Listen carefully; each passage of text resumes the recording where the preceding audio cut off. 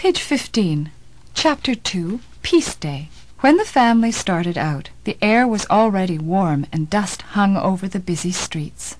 Sadako ran ahead to the house of her best friend, Chisuko. The two had been friends since kindergarten. Sadako was sure that they would always be as close as two pine needles on the same twig. Page 16. Chisuko waved and walked toward her. Sadako sighed. Sometimes she wished that her friend would move a bit faster.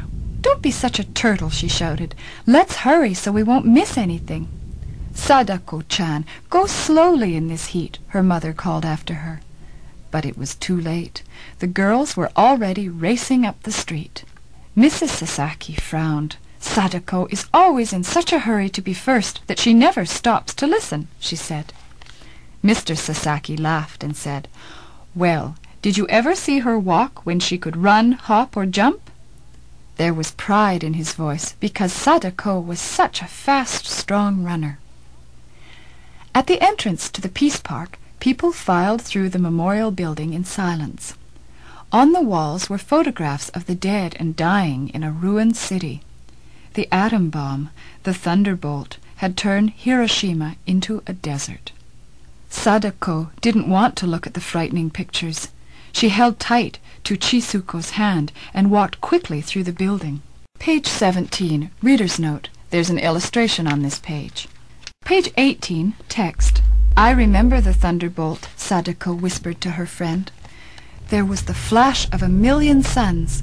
Then the heat prickled my eyes like needles." "How can you possibly remember anything?" Chisuko exclaimed. "You were only a baby then." "Well, I do," Sadako said stubbornly. After speeches by Buddhist priests and the mayor, hundreds of white doves were freed from their cages. They circled the twisted, scarred atomic dome. Sadako thought the doves looked like spirits of the dead flying into the freedom of the sky. When the ceremonies were over, Sadako led the others straight to the old lady who sold cotton candy. It tasted even better than last year. The day passed too quickly, as it always did. The best part, Sadako thought, was looking at all the things to buy and smelling the good food. There were stalls selling everything from bean cakes to chirping crickets. The worst part was seeing people with ugly whitish scars.